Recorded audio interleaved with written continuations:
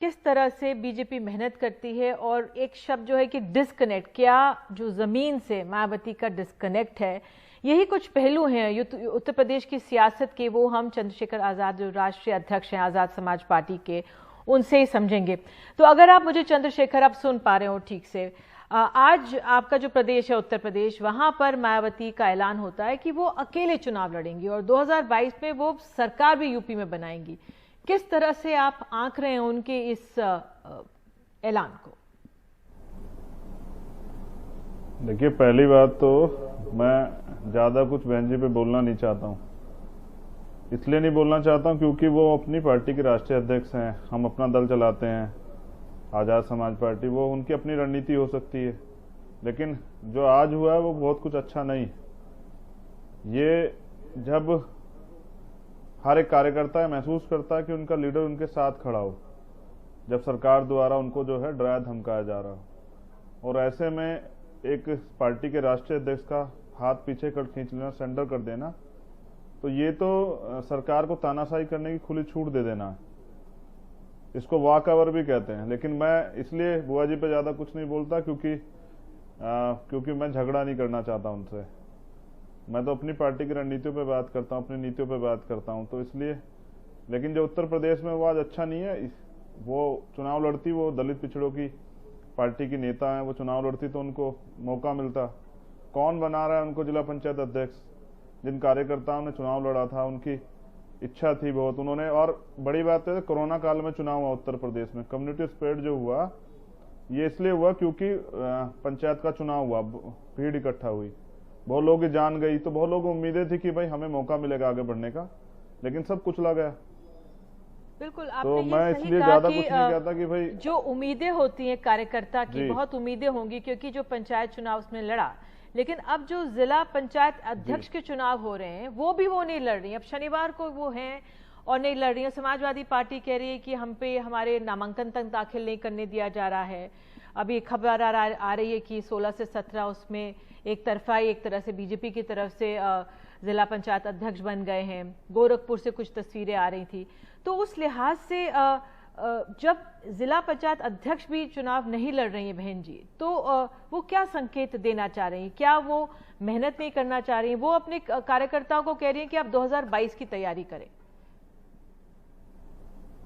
देखिए, 2022 में भी पहली बात तो सरकार रहेगी, सरकार के रहते चुनाव होगा, तो ये तानाशाही तो तब भी होगी।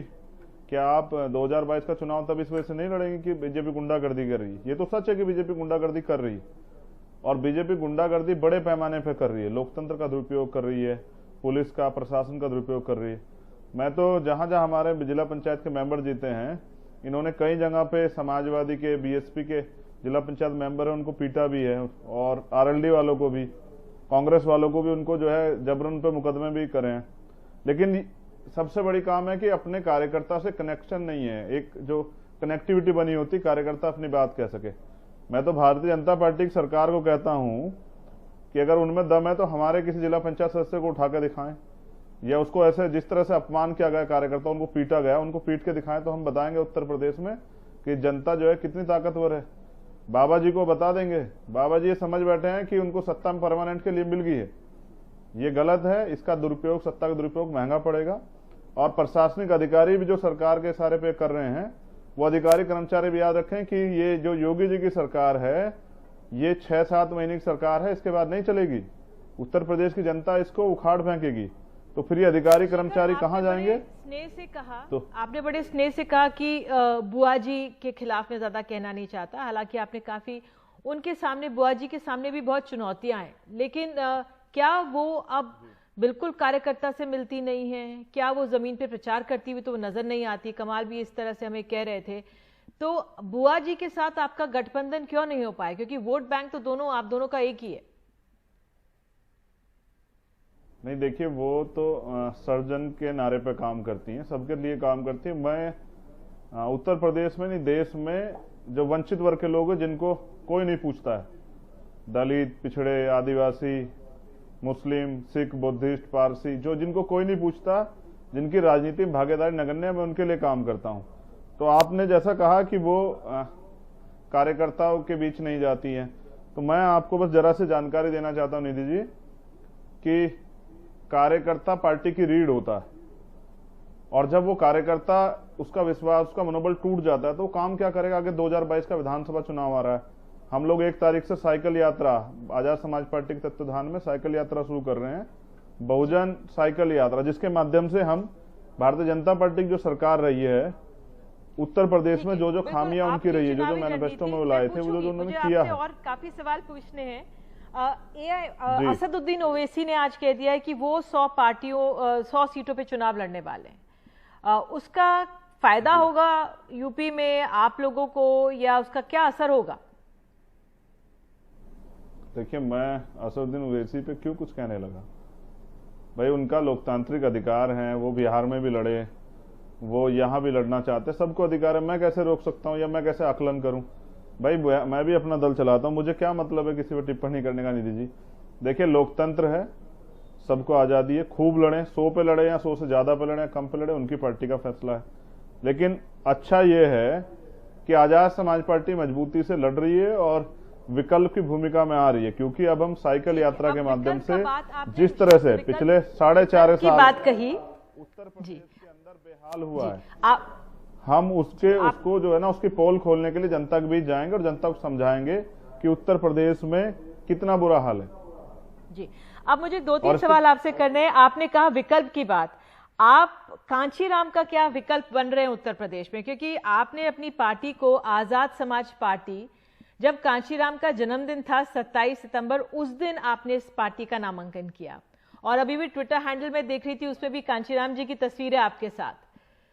तो बसपा से आप अब कांचीराम जी को खींच रहे हैं अपनी तरफ। बड़ी पत्रकार हैं जी, आप एक बड़ी पत्रकार हैं, आपकी जानकारी दुरुस्त करता हूं। ये 15 मार्च को जन्मदिन था उनका, दिसंबर में नहीं था। कांचीराम निधि जी, आपको आवाज आ रही है? जी, मुझे नहीं, आप मुझे कान में और पीसीआर की आवाज आ रही थी। जी जी, हाँ, 15 मार्च को उनका जन्मदिन है। मैं 15 मार्च को मैंने पार्टी की स्थापना की। बेसिकली मैंने मान्यवर कांशीराम साहब को इसलिए जो है मैं आदर्श मानता हूं, इसलिए वो आप कह रही है कि मैं उनके अपनी तरफ खींच रहा हूं, नहीं, वो तो एक इतिहास है, वो एक योद्धा है जिन्होंने सिद्धांत दिए, और उन्हीं सिद्धांतों पर चल के ये भ्रष्टाचार और ये जो नफरत की राजनीति उत्तर प्रदेश और देश में चल रही है, उसको खत्म किया जा सकता है। उन्होंने तो उन लोगों को भी नेता बनाया जिसके लिए हम लोग काम कर रहे हैं, जिनके पैरों पे चप्पल नहीं थी, जिनके सर पे छत नहीं थी, उनको भी नेता बनाया। लेकिन आज क्या, तो सारी राजनीति पैसे की हो गई है। इसलिए मैं ये जो आपसे जिक्र कर रहा था साइकिल यात्रा का, तो अगर आप मुझे मौका देंगी तो मैं इस बात को थोड़ा सा जनता के बीच आपके चैनल के माध्यम से रखना चाहूंगा। लेकिन मुझे आपसे 1-2 सवाल पूछने हैं। चंद्रशेखर, किस तरह से आप बीजेपी का मुकाबला करेंगे 2022 में? मैं आपसे जानना चाह रही हूँ किस तरह से आप मुकाबला करेंगे 2022 में, क्योंकि बीजेपी ने, देखिए, जब राम जन्मभूमि का जो शिलान्यास हुआ, उस कार्यक्रम के लिए उन्होंने पहला प्रसाद महावीर जी के घर भेजा था। एक पार्टी की जो बीजेपी पार्टी की जो स्टेट एग्जीक्यूटिव है, 41 सदस्यों में से 8 तो अनुसूचित जाति के हैं। अब जाटव समाज के कांता करदम को उपाध्यक्ष बनाया है, अशोक जाटव को कैबिनेट में जगह दे दी है। तो बीजेपी तो जो ये वोट है अनुसूचित समाज का, उस ओर किस तरह से मेहनत कर रही है? कमाल ने भी इस शब्द का प्रयोग किया, मेहनत कर रही है। आप किस तरह से मेहनत कर रहे हैं? लेकिन ये जो अनुसूचित जाति का जो समाज जिसका जिक्र आप कर रही हैं, जिसको शेड्यूल कास्ट दलित जाति कहा जाता है, ये अब बेवकूफ ज्यादा नहीं रही है। ये प्रसाद खाने के लिए नहीं, अपने अधिकार मांगने के लिए। प्रसाद तो हम उनको खिला देंगे, पूरे भाजपा के लोग आ जाए, उनको प्रसाद दलित समाज के लोग खिला देंगे, लेकिन हम अधिकार की लड़ाई लड़ रहे हैं।